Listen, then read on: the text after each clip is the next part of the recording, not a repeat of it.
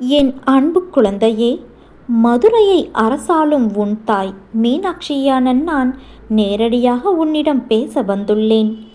இன்று இந்த நாளில் உன்னை தேடி நான் வந்திருப்பதற்கு பின்னால் ஒரு மிகப்பெரிய முக்கிய காரணம் இருக்கிறது. இந்த பிரபஞ்சத்தில் தற்செயலாக எதுவுமே நடக்கவில்லை. கோடிக்கணக்கான மனிதர்கள் தன் அன்றாட வாழ்க்கை போராட்டத்தில் மூழ்கி கிடக்கும்போது இந்த தருணத்தில் என் குரல் உன் செவிகளில் விழுகிறது என்றால் உன் கர்ம வினைகள் யாவும் தீரும் காலம் வந்துவிட்டது என்று அர்த்தம். இன்று மீனாட்சியான நான் உன்னை தேடி வர ஒரு முக்கிய காரணம் இருக்கிறது. தயவு செய்து இந்த பதிவை நீ நிராகரித்து விடாதே.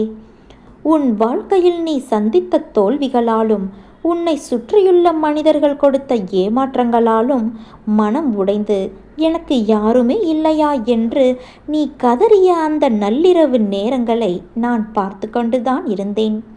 உன் கண்ணீரை துடைக்கவும் உனக்கு ஒரு புதிய வழியை காட்டவும் தான் உன் தாய் நான் ஓடோடி வந்திருக்கின்றேன்.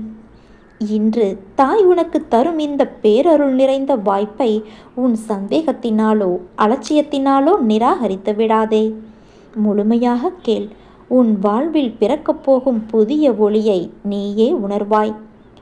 உன்னுடைய தற்போதைய மனப்போராட்டங்களை நான் நன்கு அறிவேன். நீ தொட்ட காரியங்கள் எல்லாம் பாதியில் நிற்கின்றன. உழைப்பிற்கு ஏற்ற அங்கீகாரம் கிடைக்கவில்லை. கையில் பணம் தங்குவதில்லை. குடும்பத்திற்குள் நிம்மதியற்ற சூழல் நிலவுகிறது என்று நீ தவிக்கிறாய். நாம் யாருக்கும் தீங்கு நினைக்கவில்லையே, நமக்கு மட்டும் ஏன் இந்த சோதனை என்று நீ கேட்கிறாய். குழந்தையே, தங்கத்தை நெருப்பில் சுட்டால்தான் அது ஆபரணமாகும். உன்னை உயர்த்துவதற்காகவே இந்த சோதனைகள் வழங்கப்பட்டன. ஆனால் இனி அந்த சோதனை காலம் முடிந்துவிட்டது. நான் உன்னை தேடி வந்ததன் முக்கிய காரணமே உன் தலைவிதியை நான் மாற்றி எழுதத்தான். உன்னுடைய கடன் சுமைகளிலிருந்து நீ மீள்வதற்கு ஒரு புதிய கதவை நான் திறக்கப் போகிறேன். உன்னை தவறாக புரிந்து கொண்டு ஒதுக்கிய மனிதர்கள் தங்கள் தவறை உணர்ந்து உன்னிடம் ஓடி வருவார்கள். உன் வீட்டில் நீண்ட நாட்களாக இருந்து வந்த தடைகளும் நோய்களும் அகன்று லக்ஷ்மி கடாட்சம் பெருகும். என் செல்வ குழந்தையே, இன்று தாய் நான் உனக்கு 3 முக்கியமான சத்திய வாக்குகளை தரப்போகின்றேன். முதல் வாக்கு, உன் பயம் அகன்றுவிடும். எதிர்காலத்தை பற்றிய பயமும் அடுத்து என்ன செய்வது என்ற குழப்பமும் இனி உனக்கு தேவையில்லை. உன் கரங்களை என் கரத்தில் கொடுத்துவிடு. உன்னை எந்த ஆபத்தும் நெருங்காதவாறு என் கரத்தில் உள்ள இந்த சக்தி வேலால் நான் உன்னை பாதுகாப்பேன். இரண்டாவது வாக்கு, உன் இல்லத்தில் தடைப்பட்டு நிற்கும் திருமண பேச்சுவார்த்தைகள், வேலை வாய்ப்புகள் அல்லது சொந்த வீடமையும் கனவுகள் விரைவிலேயே சுபிட்சமாக நிறைவேறும். மூன்றாவது வாக்கு என்ன என்று யோசிக்கிறாயா? உன்னுடைய பொருளாதார நெருக்கடிகள் அகன்று உன் கைகளில் தாராளமான பண நடமாட்டம் உண்டாகும். நீ பிறரிடம் கையேந்திய நிலை மாறி பிறருக்கு கொடுக்கும் உயர்ந்த நிலைக்கு உன்னை நான் உயர்த்தப் போகிறேன்.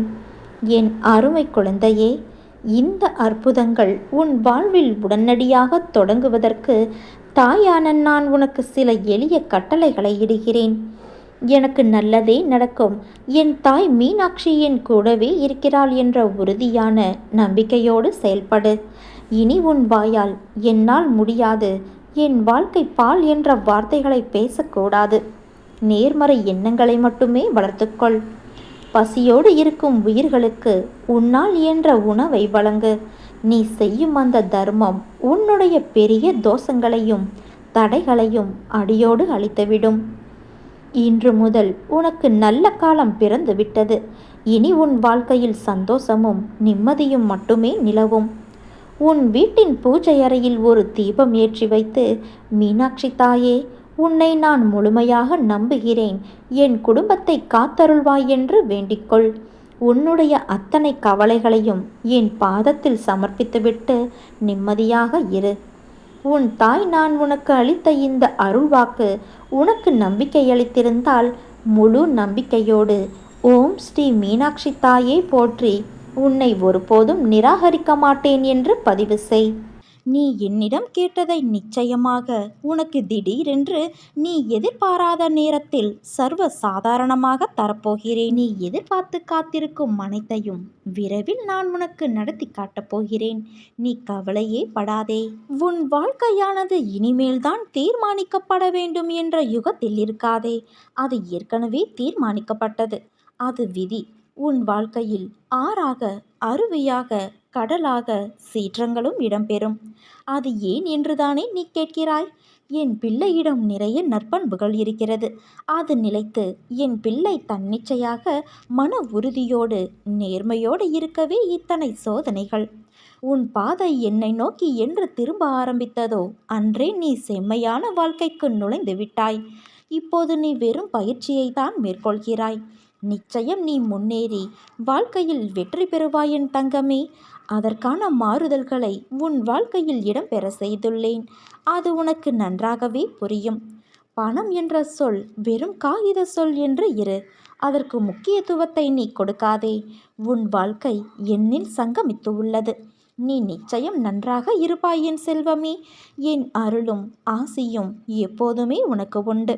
உன்னை துரத்தி கொண்டு இருக்கும் கடுமையான துயரத்திலிருந்து விடுபட முடியாமல் கடும் வேதனையடைந்து அதை பகிர்ந்து கொள்ளக்கூட எவரும் இல்லையே என்று கலங்கிக் கொண்டு இருந்த உன்னை நான் தேர்ந்தெடுத்து உனது துயர் துடைக்க உன்னை தேடி நீ இருக்கும் திசையை நோக்கி ஓடி வந்திருக்கிறேன். நான் விரும்பாமல் எவரும் என்னை தேடி வர முடியாது.